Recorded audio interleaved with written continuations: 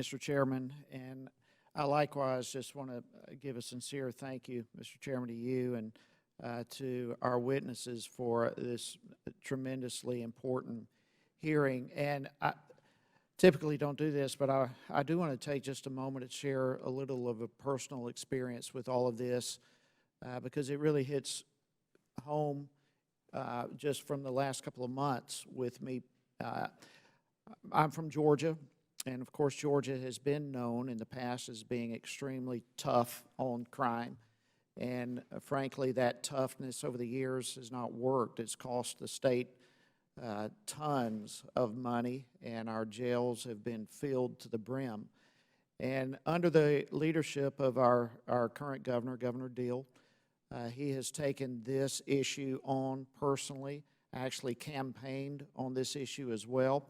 And as a result, Georgia has been, as you know, has been mentioned here in the last couple of days, on the forefront of implementing some critical, momentous front-end and back-end reforms to our criminal justice system. And we are seeing incredible results.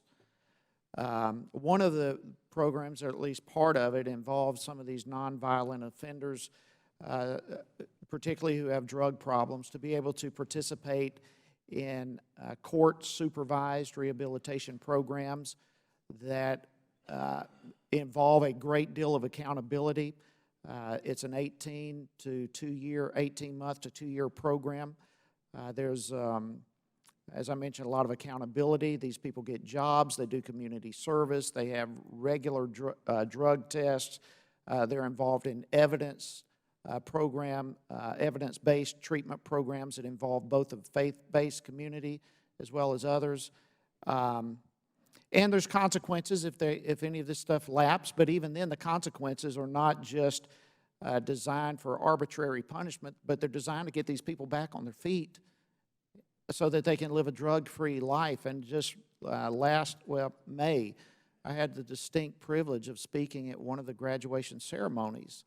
I've heard of this program in Georgia for several years, but I had the hands-on experience of speaking at one of these graduation ceremonies, and I tell you, I was moved to the core. In fact, there was not a dry eye in the place as one of these individuals after the other gave testimony of what their life was and what it has become and what these programs have meant, and then family members and friends also testified as well.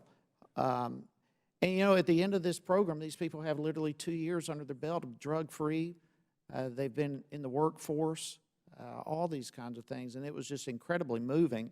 One of the statistics that came up, I believe it was yesterday, with the recidivism issue, is I think most of our prisons see people, once they're released, back in prison within 2 years.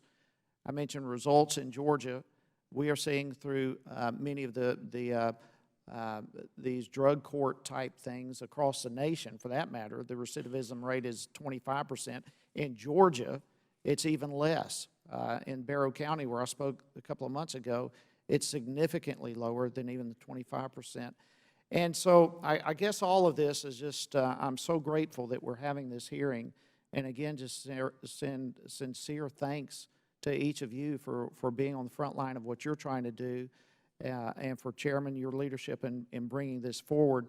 Mr. Levin, let me just ask you, and I'm sure you have dealt with this. I apologize for coming in late myself, but what alternatives to prison do you see? I'm sure you're looking at Georgia and Texas, some of these other places, but to reduce recidivism, get these people's lives straightened out. Well, you hit the nail on the head, Congressman. Drug courts, the Hawaii Hope Court, which is a similar model, but it's more targeted just towards weekend jail for those who fail the drug test, and then even actually some of those who can't quit through that and ultimately go into the drug court where they get more significant treatment. Mental health courts, veterans courts, then other alternatives including electronic monitoring, various mental health treatment programs, both inpatient and outpatient for people with that problem.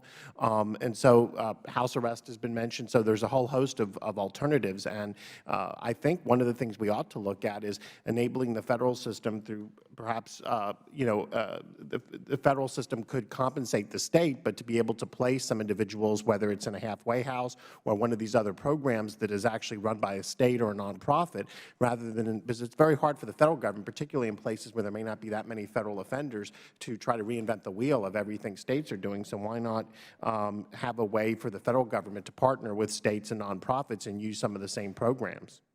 Well, excellent. Again, I'm out of time, but again, I hope this committee continues to look at cost-effective ways of turning lives around as opposed to just punishment. And I thank you, Chairman. Thank you. George.